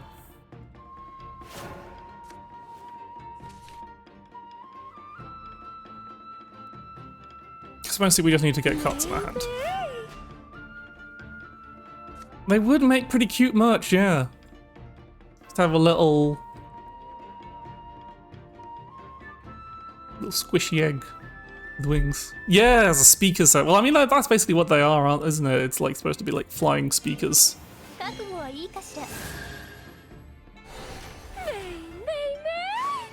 Also, keeping a light board means that it'll be harder for them to reach their content because they're not. I'm trying to think of how. Okay, they've hit their count. So Magical King is going to be. Why didn't you target the artifact with that? That was the only thing on board that would actually reduce damage. What? Anyway, we need to fuse a puppet. Get this to it.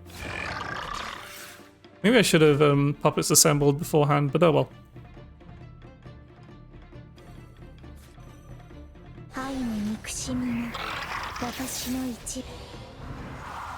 Yeah, if I had another puppet in hand, I could. And I'm just gonna go face.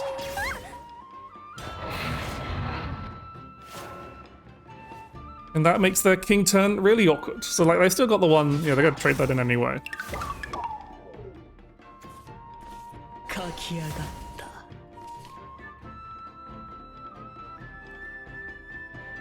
Yeah, I wish I kind of had a better opportunity to play the Puppets Assemble, because Puppets Assemble with Dandy Marionette is very funny. Having those Last Word puppets in your hand with Dandy Marionette and 2 Orcuses in hand is very funny. But I also did not fucking fuse anything to this Orcus, which was a bit of a mistake. Whoops. But they'll be down to 6. Yeah. There's very less locking a Rune's board does make them a bit sad. But yeah, I definitely made a mistake of not I really need more puppets. So I can Absolute Chastity this turn, which also gives me some space, but it's going to be hard for them to clear both things on this board. Yeah, they can just about manage it. And they heal, okay.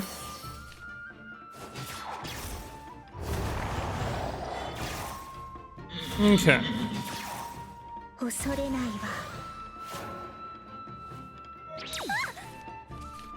Okay, so I just do need to think a little about how to make this work. So I could just Dandy Marionette for 4, but then they're still going to have the board space to King, which is going to be a problem. But King only deals 12. But then I want to keep Dandy Marionette, so yeah, I think if I just clear their board.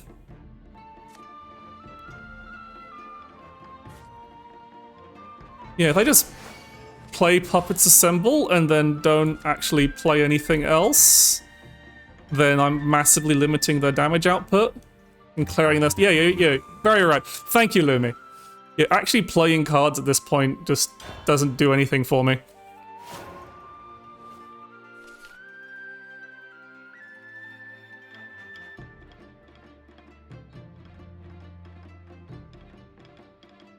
Like, they don't have any Evo points. The card that will help them recover Evo points doesn't exist yet.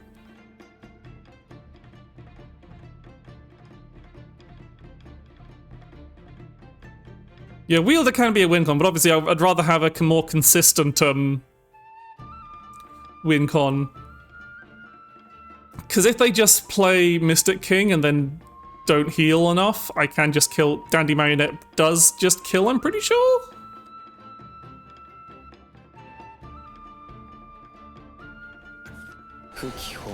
Okay, so there's a heal. But obviously nothing for them to trade into, so he doesn't hurt me a lot.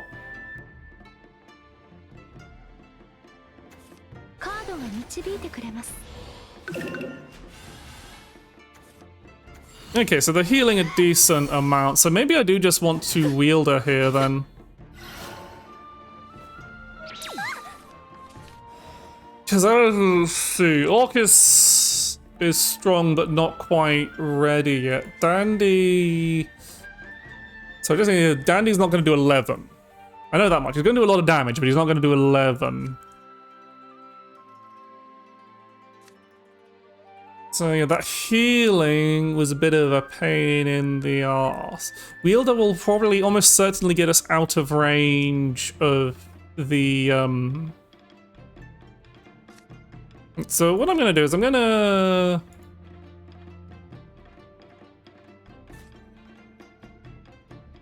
Because Wielder will probably draw us cards as well, so I want to actually play these puppets first. Yeah. I'll just fuck it. Who cares about card burning at this stage? We've got all the cards we need in hand.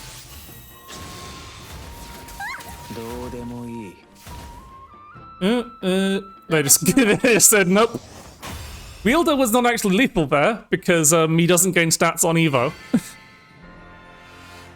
But close enough. But yeah, an 8 point Wielder almost certainly clears the board.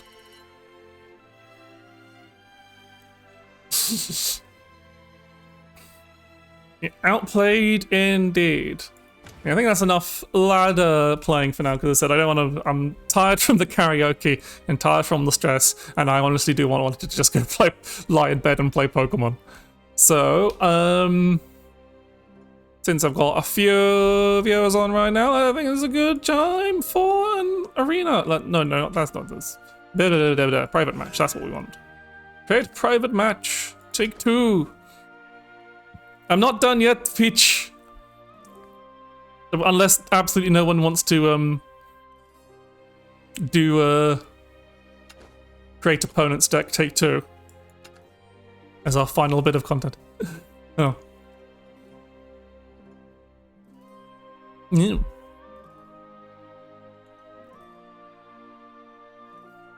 So yes, welcome, well served, but I think it's usually only just Yeah, I think we're all a bit tired, Peach.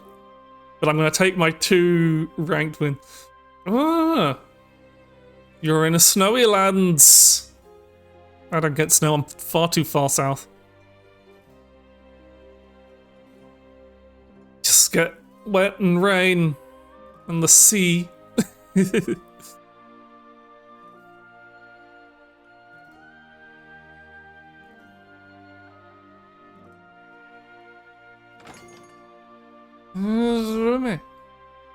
So yeah, just make sure you're not sneakily listening in on the stream. Now I shall begin in 3, 2, 1, let's go.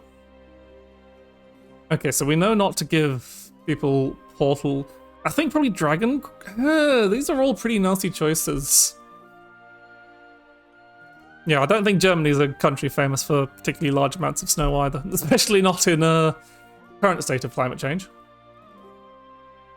Yeah, these are all particularly... All of these cards are pretty good cards. Like, Dragoncraft can be good, but if I can't close the game out, then it's going to be hard. But I'm going to go with Dragoncraft. I think I can probably screw them over with awkward armed synergy.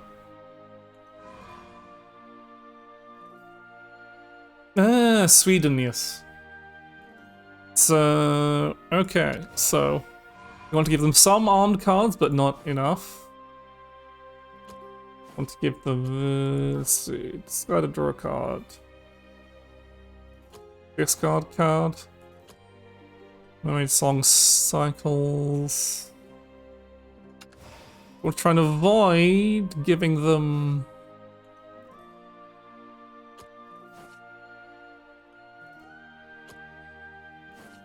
too many armed cards and too many things.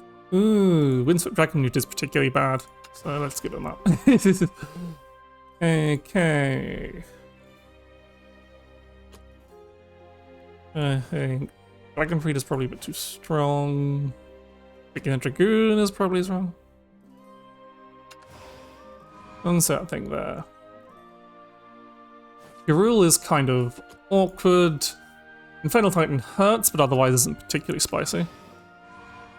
We'll go with that. Ooh. Attack Authority is pretty good. We don't really want to give lances. Also, Windswept Dragonute without the deck buff cards is just kind of bad.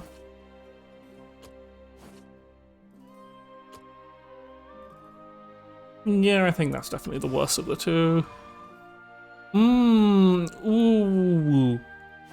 Annoying. Draconic Mercenary, if they get to that point, is really scary, as is Captain Dragewood. So yeah, definitely, I think whilst Galamo is also pretty scary, as is Frostbite Dragon, I think of the two, it's definitely the lesser of two very nasty options.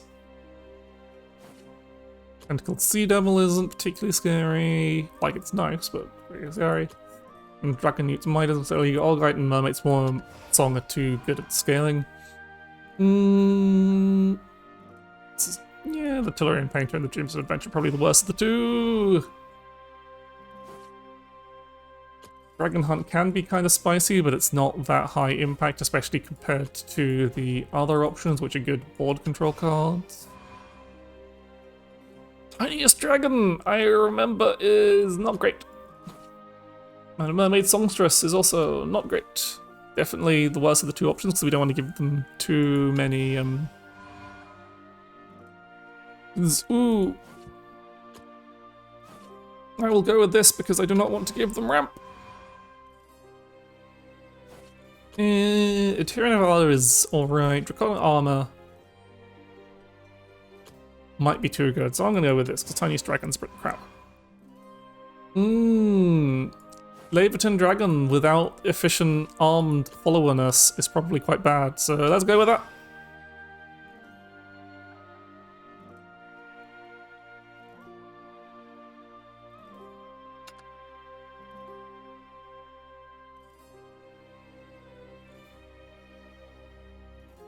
Here we go.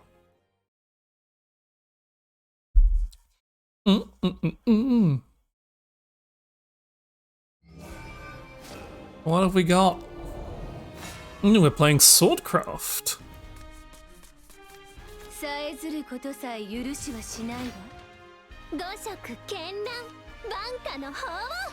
Okay, that's pretty good. Now we might want to save the Luminous Lancer for turn 4, but I'll take an early board.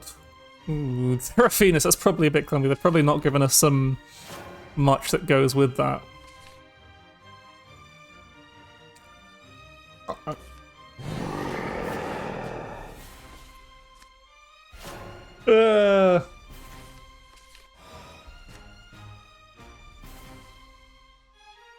I really want to bother contesting that. Hammer Dragonite might have been too good of an option to give them. Oh no, they're just drawing a curve. What have we done? We gave them cards they can play. Okay. I'm just gonna fucking...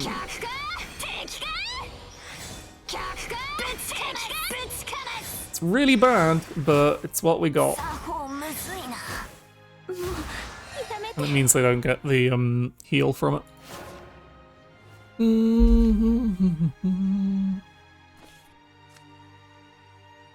Warhammer is not great, but might be fine. I feel like we're just going to be in for unfortunate time.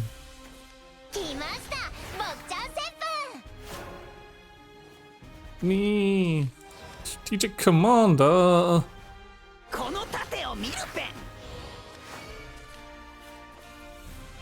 All my carefully laid plans are backfiring. At least we've got the 1-2 ward in the way.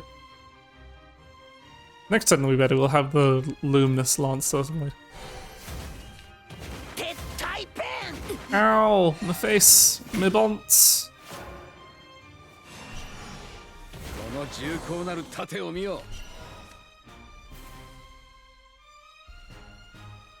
Okay, so Serration Way is pretty alright. Anyway, we can actually deal with this board. They do have the Draconic Smash now. Strategic Commander might do something, I don't know. We've got card draw after it, which is pretty good.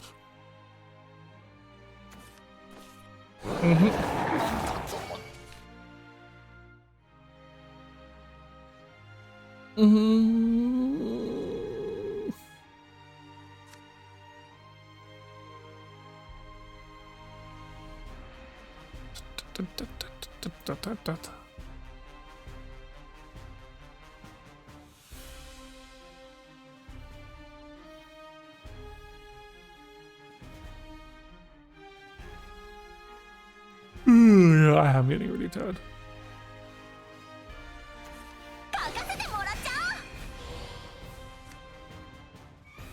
The Tellurian Painter.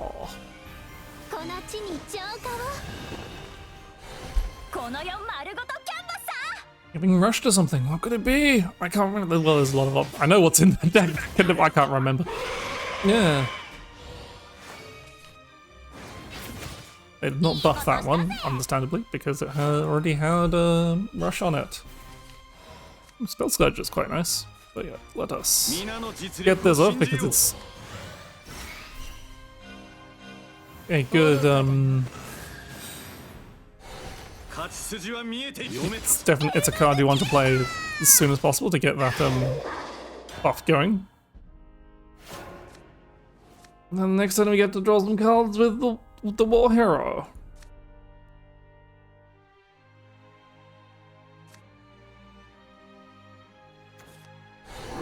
Me. So that's what they gave Rush to.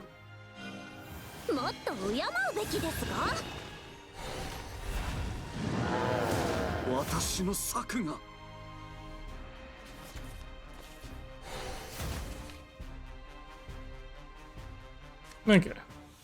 Sounds a fairly simple what to play the War Hero into. Ooh, Unbridled Victory fucking sucks.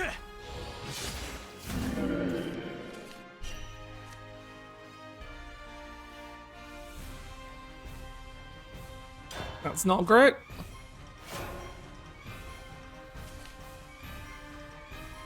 I think they've given us a whole load of spells. This is not great. And there's possibly this Terrafinus Fetcher. There's nothing. I have to consider if I even want to bother try playing this Terrafinus. Ah, I forgot it had that enhance. No.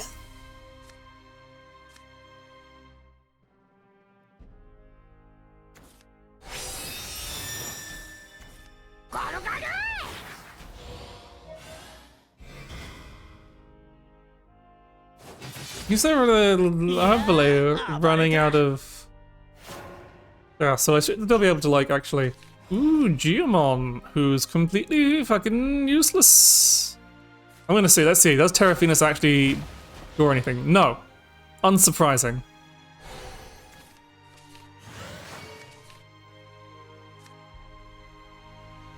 What do we actually...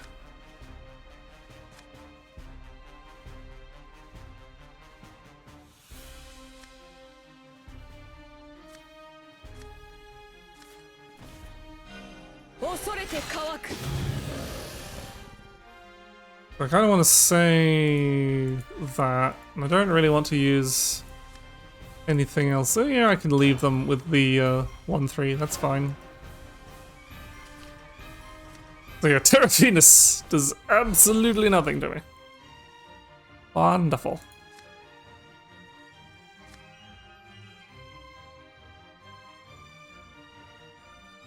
Yeah, I'm going to assume they've not given me any other glittering gold cards. Generators. I only need 2.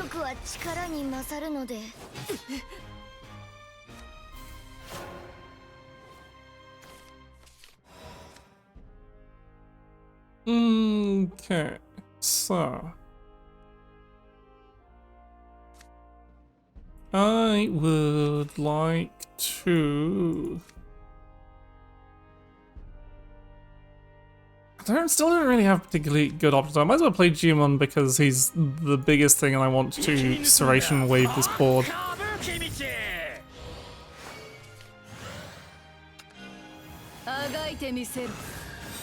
So I'm just gonna have him as a board, a thing on the board that I hurt they can't deal with.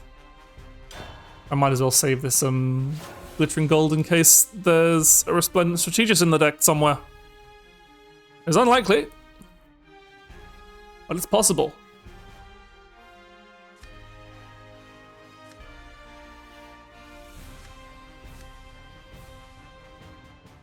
What I'm hoping for is them not having anything to play against it, but they are. Oh shit.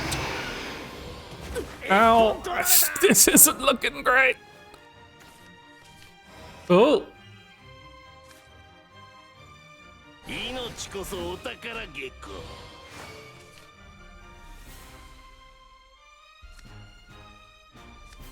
There's really no Unbridled Fury. Why are you such a bad card?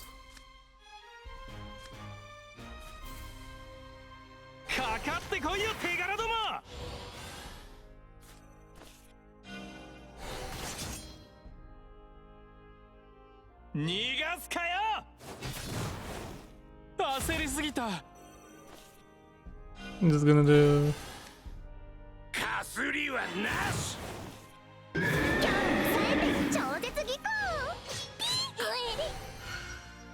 This ain't going great.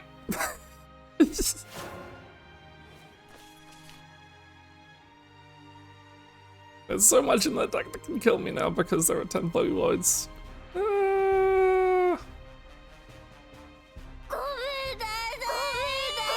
How dare you! Get Dragon Hands spurred.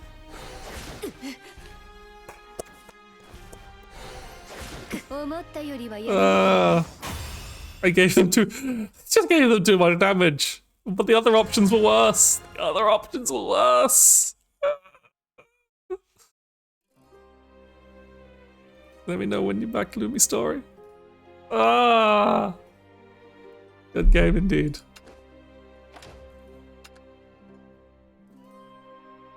I'm gonna close the room because I want to sleep soon. I say sleep, I want to curl up in bed with Pokemon, so probably not sleeping for a while, but... Lumi, are you back? Are you back, Lumi?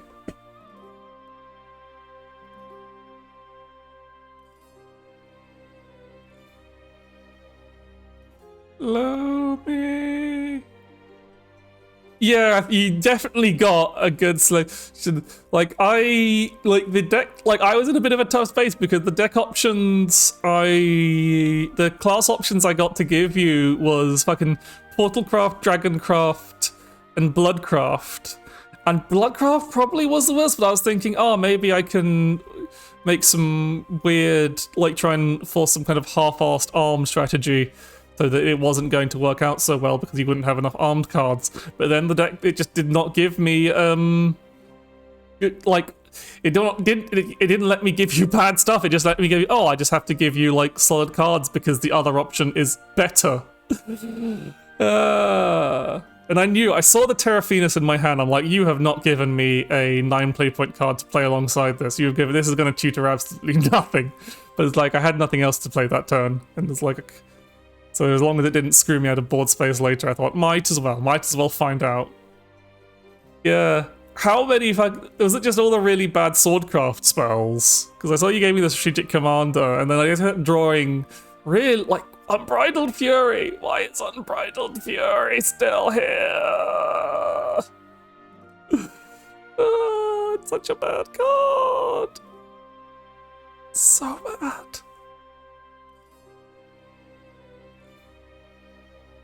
Yeah, thank you for the game, Bloomy. Thank you a lot.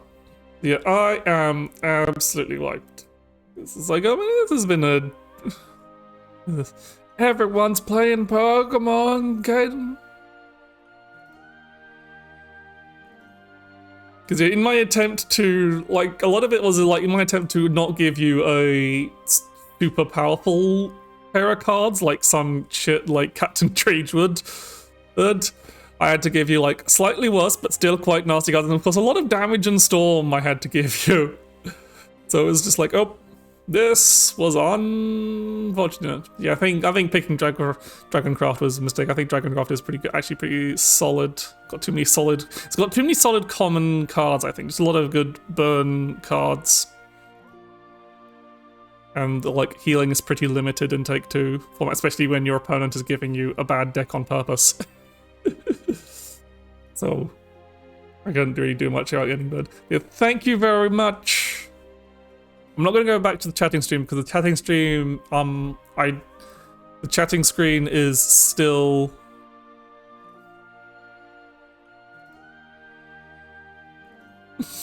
Yeah, you had to give me Finis and then not give me anything to play alongside it.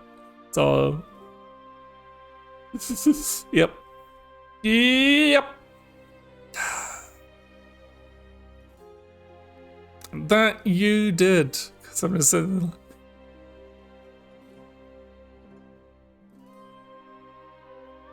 How many other did you actually put a third glittering gold generator? Was it possible to activate Geomon in that deck somehow? Thought so. It was just Geomon front desk frog.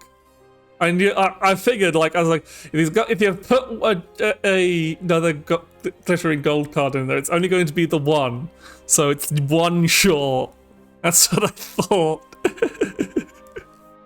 Yeah, I didn't really think about that.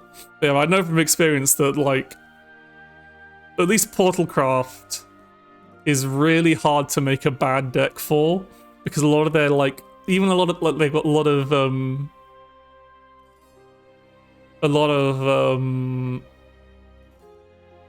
they're like common gold, common silvers and bronzes that don't really see much play are still really good in Take 2. Like, also playing Lifeform is really strong in Take 2. But yeah, so I'm not going to bother going back to the chatting screen, because I've also got... One of the reasons why the audio was a bit scuffed is because I've got the I've got the audio capture set to specific games now, rather than like just general audio capture. I've downloaded a plugin for that, and I just hadn't set it up, but so I can actually like go open streams without the audio coming through on... Whoops, I did not. Yeah. Saw nothing. Nothing! Might have to edit that out of the highlight. Yeah, well, glad I can help you get your daily quest done. I usually just re-roll those. I'm too lazy to like ask someone to help with it. I forgot I still had window capture active! Stream a mistake! You caught a glimpse of my fucking... I mean, there's not really any doxable information in there, thankfully. No doxable information in my landing page. Nothing that's got my name on it or anything, just, Yeah, there's always anyway like that. Anyway, right, I need to go to Twitch and see who I can raid. Who's up on that? Oh, lots of people are online. Lots of people playing Pokemon. So... also lots of people not playing Pokemon. But I think I will raid someone playing Pokemon, because I'll raid a friend I usually don't get to raid because they're usually playing fucking Genshin, and I don't want to raid into Genshin. But yeah, compared to anyone else, yeah, let's raid my friend Sylvie Claus.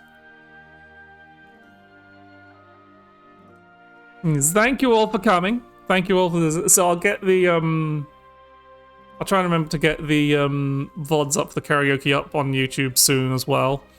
I still need to do the VOD for the last deck guide I did up. So those will probably come up fairly soon after another.